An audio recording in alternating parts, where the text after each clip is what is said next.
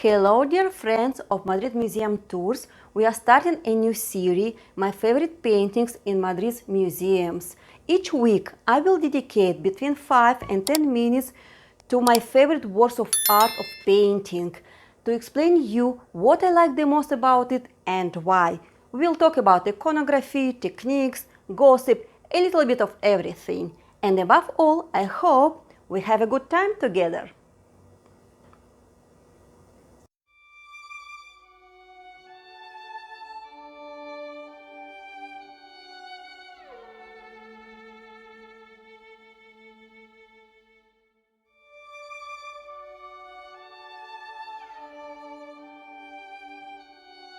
The sublime artist José de Ribera painted this Penitent Magdalene in Naples in 1641 when he was 50 years old.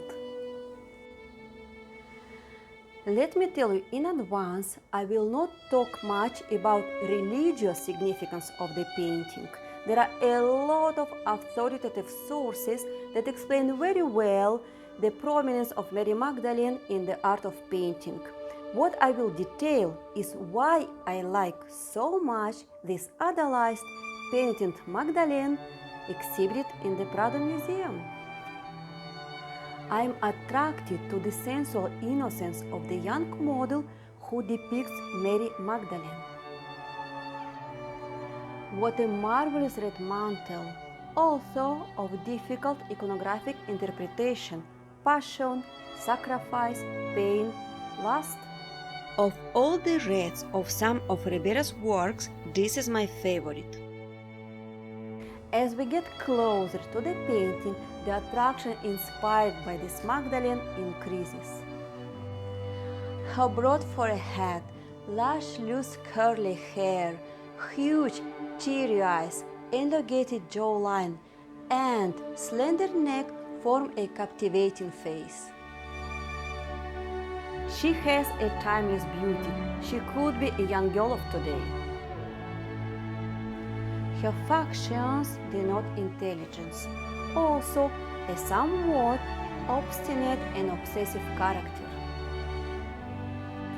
Very suitable for the representation of a person whose devotion impelled her to abandon earthly delights. But I also sense in her face expression a certain fragility, shyness, and a need to feel affection. Who would be this angelic young girl who radiates purity and sensuality at the same time? Of course, she did not have perfect beauty, and maybe this enhanced her natural attractiveness.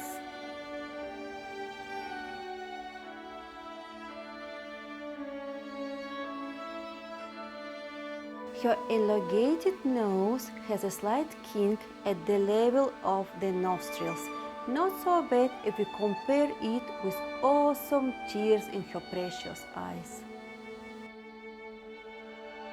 Her ring and pinky fingers of the right hand show a slight deviation, like juvenile idiopathic arthritis, and this of course I do not take into account either.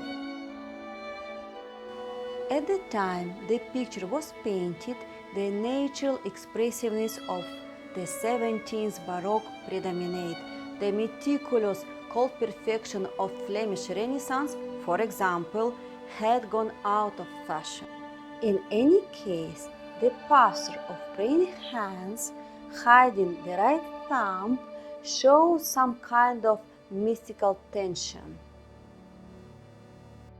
Ribera painted on the knuckles and fingers of dirty fingernails delicate spots of pink color. Another sign of Ribera's amazing pictorial skills. Would Velázquez have Ribera's Penitent Magdalene in mind at the time he painted Queen Mariana with pink fingers portrait? In fact, José de Ribera is one of the greatest geniuses of 17th century painting. In this wonderful mantle, we have more evidence of Ribera's exemplary painting skills. Check the light contrast reflected on the mantle, the loose and long brushstrokes.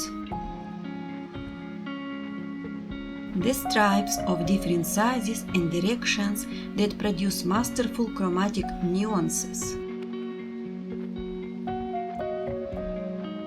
And continuing with Ribera's prodigious technical quality, what do you think of the fine, thick golden steins shining on the model's luxuriant brown hair?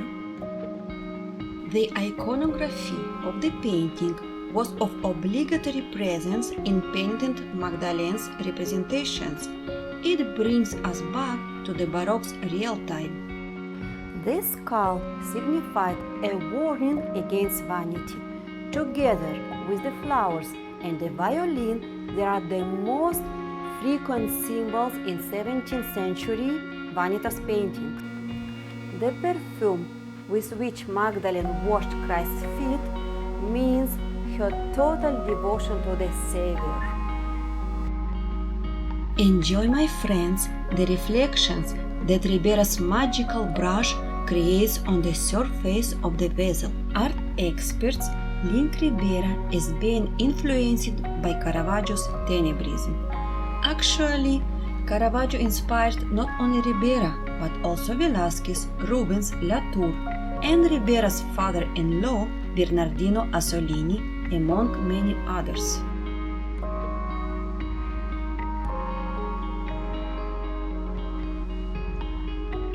Yet, I also tell you that the sensitivity, sweetness, and naturalness that Ribera exhibited in many of the works of his maturity has no equal.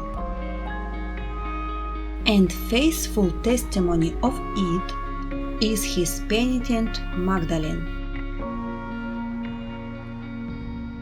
And so, dear friends, we come to the end of my explanation of why I like Penitent Magdalene by José de Ribera.